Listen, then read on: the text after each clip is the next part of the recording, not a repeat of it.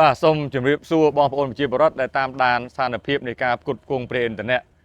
ឧស្ម័ននៅកម្ពុជាថ្ងៃនេះគឺខ្ញុំកំពុងតែមកជួបជាមួយនឹងខាងតំណាងរបស់ក្រុមហ៊ុនតេឡាដែលជាក្រុមហ៊ុនខ្មែររបស់យើងហើយក៏ជាក្រុមហ៊ុនដែលនាំប្រេងឥន្ធនៈធំមួយក្នុងប្រទេសជាពិសេសឧស្ម័ន LPG តែម្ដងនៅក្នុងស្ថានភាពនេះគឺពេលដែលពិភពលោកកំពុងតែជួលច្បល់រឿងបញ្ហាប្រេងបង្កចេញមកពីចំនួននៅមជ្ឈមបូព៌ានេះពិភពលោកប៉ះពាល់ទាំងអស់អាស៊ីយើងប៉ះពាល់ខ្លាំងសម្បើមណាស់ដោយសារនៅក្នុងច្រក Hormuz ដែលរាំងស្ទះដោយសង្គ្រាមនេះ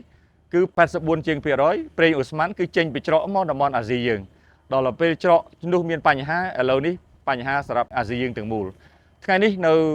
កន្លែងខេត្តបរសេនុនេះគឺជាស្ថានីយ៍បូមប្រេងនិងបូមអូស្ម័នដែលយកមកផ្គត់ផ្គង់ប្រទេសកម្ពុជាយើងហើយថ្ងៃនេះបងប្អូនឃើញថានេះគឺជាកប៉ាល់ថ្មីកប៉ាល់ដែលនាំអូស្ម័ន LPG ថ្មីមកកម្ពុជាដែលមានចំណុះ3400តោនមកកម្ពុជាដែលជាជើងមួយថ្មីទៀតមកបង្ក្រប់ការផ្គត់ផ្គង់នៅកម្ពុជាជាធម្មតាក្រុមហ៊ុនក្នុងសភាពការលំបាកនេះក្រុមហ៊ុនគឺខិតខំអស់លទ្ធភាពដើម្បីស្វែងរកប្រភពជូនប្រទេសកម្ពុជាយើងហើយការស្វែងរកប្រភពនេះមិនថាប្រេងសាំងមិនថាប្រេងម៉ាស៊ូតឬក៏អូស្ម័ន LPG ទេសុទ្ធតែដណ្ដើមគ្នាទិញទាំងអស់ដោយសារវាខ្វះគ្រប់កន្លែងទាំងអស់មិនមែនន័យថាមានលុយដើរទៅទិញកំងទិញបានទេក្នុងសភាពការលំបាកនេះគឺថាមានលុយហើយបញ្ជាទិញហើយវាអត់មាន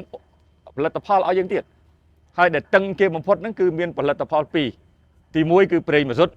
ដែលតឹងប៉ុន្តែតឹងខ្លាំងជាងប្រេងម៉ាស៊ូតទៀតដូចជាកម្ពុជាយើងគឺបញ្ហាអូស្ម័ន LPG នេះឯងកម្ពុជាវៀតណាម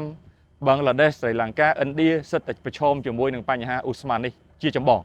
ថ្ងៃនេះជាការសប្បាយចិត្តរបស់រដ្ឋាភិបាលគឺយើងឃើញថាមានកប៉ាល់ថ្មីមួយដែលចូលមកគឺជា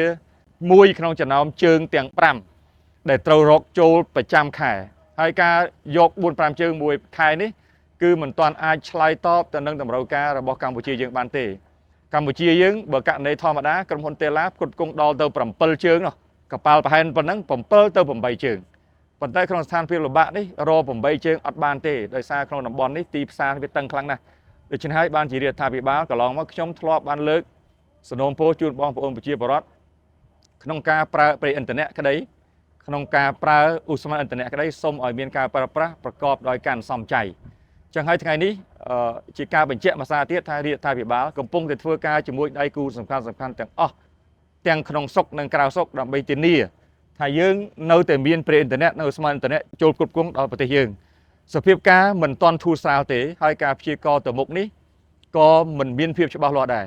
ដោយសារថានៅតំបន់មជ្ឈមបូព៌ាហ្នឹងសង្គ្រាមនេះអត់ទាន់មានសញ្ញាណាមួយដែលហៅថានឹងអាចចប់ទេដូច្នេះហើយសូមបងប្អូនយើងនៅបន្តតាមដានការវិវត្តហើយជាពិសេសក្នុងការប្រើប្រាស់នេះសូមឲ្យប្រើប្រាស់ប្រកបទៅដោយការទទួលខុសត្រូវថ្ងៃមុនខ្ញុំបានជួបជាមួយយុវជនម្នាក់គាត់សួរថាឧទាហរណ៍ជាក់ស្ដែងថាតើប្រើម៉េចឲ្យទទួលខុសត្រូវបើមានឡាន2 3មានចក្រានផងមានសាំងផងមានម៉ាស៊ូតផងមានអូស្ម័នផងប្រើណាចោលណាខ្ញុំបានលើកជាឧទាហរណ៍សាមញ្ញឧទាហរណ៍ថាបើសិនជាផ្ទះមួយមានឡានសាំងមួយឡានម៉ាស៊ូតមួយបើអញ្ចឹងសភាពការបច្ចុប្បន្ននេះគឺជួយប្រើឡានសាំងទុកអាម៉ាស៊ូតបន្តិចបើសិនអាចធ្វើទៅបានហើយមានចង្ក្រានអូស្ម័ន LPG ហើយអាចទិញចង្ក្រានអគ្គិសនីបានបើអញ្ចឹងឈប់ឲ្យប្រើ LPG នេះទៅប្រើចង្ក្រានអគ្គិសនីវិញបើសភាពការអញ្ចឹងយើងជួយបន្តិចម្នាក់អញ្ចឹងយើងនឹងបានជួយសភាពការលំបាកនេះអញ្ចឹងហើយថ្ងៃនេះយើងឃើញថាជាការអរគុណផងដល់ក្រុមហ៊ុនតេឡាដែលក្នុងសភាពការនេះគាត់ខំប្រឹងប្រែង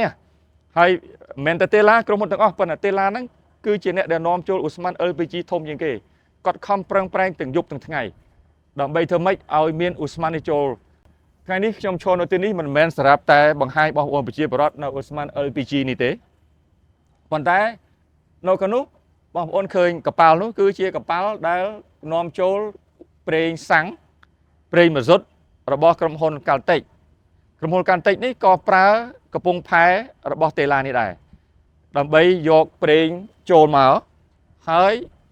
ជួលពងរបស់តេឡាដល់ទៅ2គឺពង1ដាក់បាន10000តោនសម្រាប់សាំងពងទី2ដាក់បាន10000តោនសម្រាប់ម៉ាស៊ូតហើយបងប្អូនអាចឆ្ងល់ថាចុះបើ10000តោនម៉ាស៊ូតអញ្ចឹងតើគិតជាលីត្រប្រហែលប៉ុន្មានលីត្របើសិនជាគិតថាពង1ស្តុកប្រេង mà rốt mùi mơn tàu vì bà hạ bà hai lần đọc pi liền liệt chiêng nâng bờ mà rốt còn tay bờ pông sáng mà mơn tàu sáng ai stong preng sang bà hai chỉ chiêng đọc buôn liền liệt chẳng bong ôn ai miền chỉ cùng nứt thà tao vìประมาณ nângประมาณ ប៉ុន្តែអ្វីដែលចង់ជម្រាបជូនសំខាន់ត្រង់ថាការដឹកនាំរបស់រដ្ឋាភិបាលក្នុងសភាពការលំបាកនេះគឺធ្វើម៉េចឲ្យដៃគូទាំងអស់អាចនាំប្រេងនេះចូលបានតាមរយៈការសម្របសម្រួលនីតិវិធីទាំងអស់ឲ្យសាមញ្ញតាមរយៈការទម្លាក់ពន្ធនិងអាករគ្រប់ប្រភេទដើម្បីសម្រួលដល់ថ្លៃដែលយើងយកឥន្ធនៈបានមកហើយនេះឲ្យថ្លៃទៅដល់សង្គមហ្នឹងវាមិនខ្ពស់ដោយសាររឿងពន្ធទេគឺកាត់បន្ថយជាបន្តបន្ទាប់ហើយថ្ងៃនេះជាការប្រឹងប្រែងថ្មីមួយទៀតរបស់ក្រុមហ៊ុនផងក៏មានន័យថាជាការជួយសម្រួលរដ្ឋាភិបាលផងដែរថាទាំងបោះកាល់តិចសាំងនឹងបសុទ្ធទាំងអូស្មန် LPG របស់ក្រុមហ៊ុនតេឡាគឺមកព្រមគ្នាក្នុងផែតែមួយដើម្បីបន្តផ្គត់ផ្គង់ដល់អូស្មန်និងប្រេងដែលជាតម្រូវការរបស់សេដ្ឋកិច្ចកម្ពុជាទោះបីយ៉ាងណាក៏ដោយដូចខ្ញុំបានលើកថាសភាពការលំបាកនេះមិនទាន់ចប់ទេហើយអត់ទាន់មានសញ្ញាណាក្នុងការចប់ឆាប់ទេដូច្នេះនៅតែជាការទទួលខុសត្រូវរបស់យើងទាំងអស់គ្នា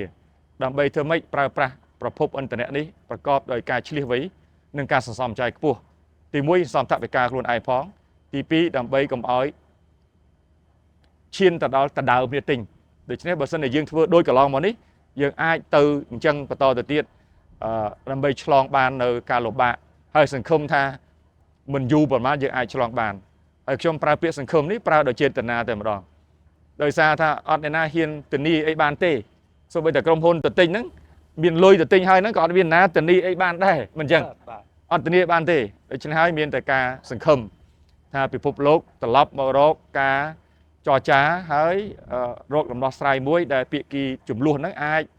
ដោះស្រាយបញ្ហាបានល្អទៅហើយផលប៉ះពាល់នឹងបានបញ្ចប់ជូនពិភពលោកហើយជាក្តីសង្ឃឹមរបស់ប្រទេសកម្ពុជាដែលជាប្រទេសស្រឡាញ់សន្តិភាពមានតែប៉ុណ្្នឹងទេបាទសូមអរគុណ